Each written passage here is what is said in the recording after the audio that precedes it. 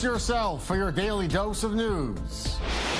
Israeli cyber spies make a big discovery revealing how Russian agents were able to hack their way into the top levels of the U.S. federal government.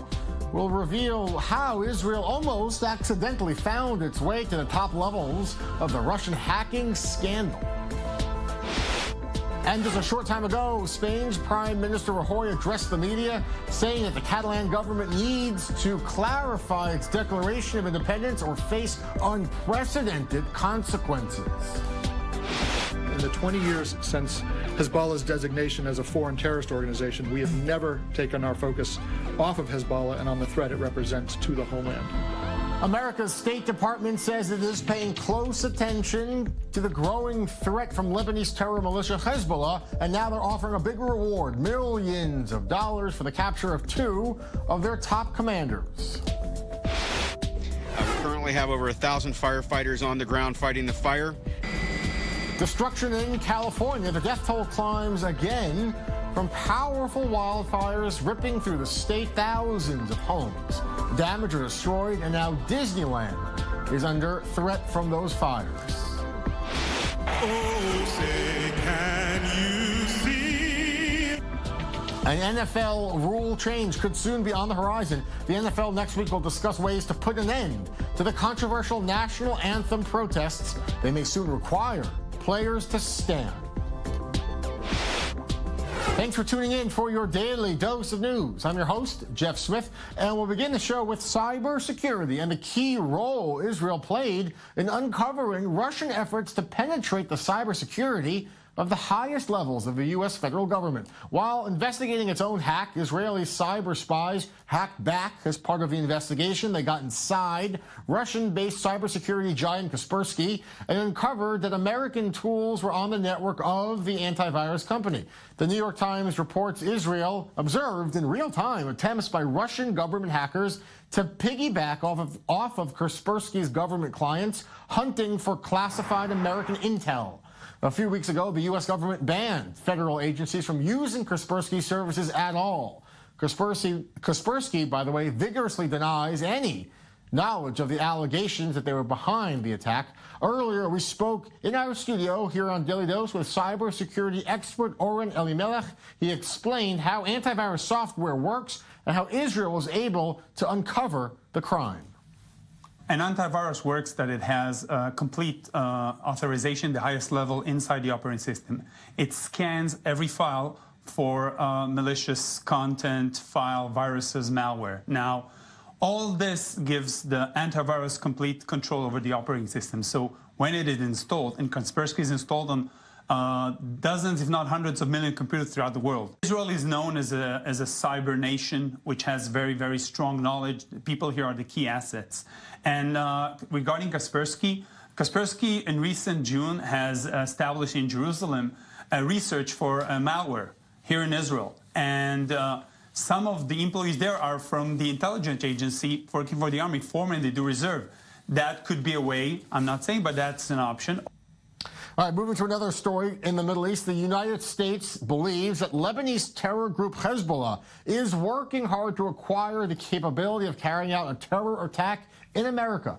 The director of the National Counterterrorism Center says Hezbollah is trying to create a workable plan to carry out an attack in America if needed. The State Department has now put out a wanted poster offering a multi-million-dollar reward for the capture of some of their top commanders. U.S. officials are pointing out that before 9/11, it was Hezbollah responsible for more American deaths than any other foreign terrorism group. Now the State Department is publicizing that reward, trying to get tips for the arrests. The federal government says that Hezbollah's increasing power comes largely from Iran's deep pockets. While much of our work in the government since 9/11 has focused on al-Qaeda and more recently on ISIS, in the 20 years since Hezbollah's designation as a foreign terrorist organization, we have never taken our focus off of Hezbollah and on the threat it represents to the homeland. And as you would expect, as the American people would expect, we are watching very closely for additional signs of that activity here in the homeland. All right, joining me in our studio is our senior defense correspondent, Shai Ben-Ari. Shai, so the State Department saying we've never really diverted our attention from Hezbollah, even as we investigated and dealt with other threats. But why would they come out with this now, this press conference now, this wanted poster now, this multi-million-dollar reward now? Why the timing, do you think? I think it, first of all, has to do with a certain review of internal government policy in terms of the new Trump administration, which is approaching a year in office. But basically, I think they're now cracking down on really what they see as a primary interest of theirs, on cracking down on Iranian external activity in terms of its proxies, Hezbollah being maybe the most active sort of long arm that Iran has in terms of carrying out terrorism worldwide. A big shift, perhaps, from Trump's predecessor, from President Obama, a kind of detente, a kind of just a much more aggressive posturing from Trump's State Department. That's true. I think there's an effort to show that there's a departure in policy from the previous administration. They did note, the State Department, that there has been no reward issued in relation to Hezbollah targets for a decade already, and two very lucrative rewards being offered for two Hezbollah leaders. One of them is Talal Hamia, $7 million being offered for information leading to his capture, linked to several attacks, hijackings, and kidnappings targeting U.S. citizens.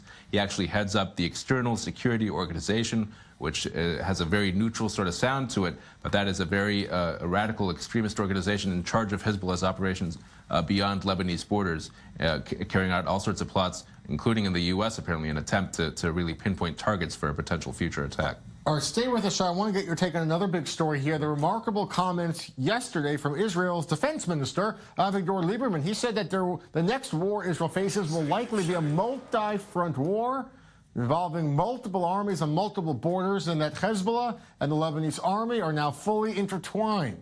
Today, the Lebanese Army is responding, saying that they are fully independent and they do not take orders from Hezbollah.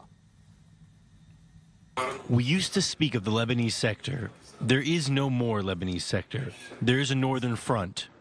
In any eventuality, it will be one combined front, Syria and Lebanon together, Hezbollah, the Assad regime, and all of the regime's helpers. Unfortunately, the reality is the Lebanese army has become an integral part of Hezbollah's structure under Hezbollah command.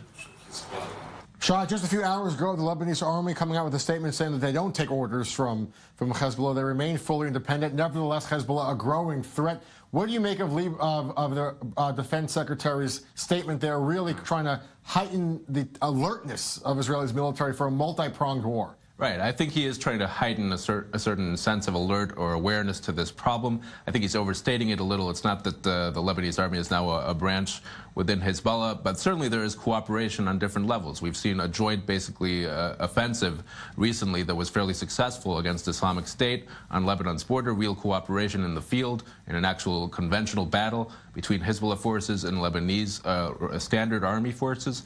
As well as, this is an issue that has been in the headlines for several months now, Israel pinpointing certain Lebanese army positions, guard towers along its border, which it says are regularly manned by Hezbollah operatives. That is a fact.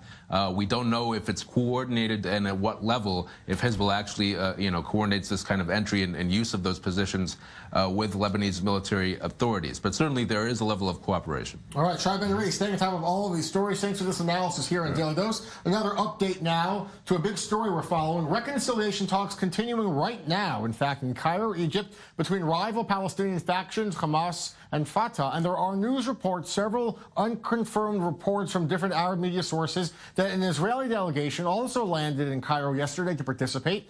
Hamas runs the Gaza Strip, Fatah based in the West Bank. The two have been at odds, sometimes violently, over the last 10 years since Hamas's rise in power after an election. But this round of reconciliation talks is making headway. The PA held its first cabinet meeting in Gaza last week, and they've taken over government agencies. Egyptian mediators today continuing the talks to move forward the reunification process, but there are several sticking points to get through, including border crossings and the need for Hamas to dismantle its military wing. All right, we'll stay on top of these Middle East stories and a lot more news ahead. Still to come. Spain responds to the Catalonia Declaration of Independence. We'll discuss what happens next as the crisis continues. And then the NFL rule change could be on the horizon. The NFL could soon ban players from kneeling during the anthem.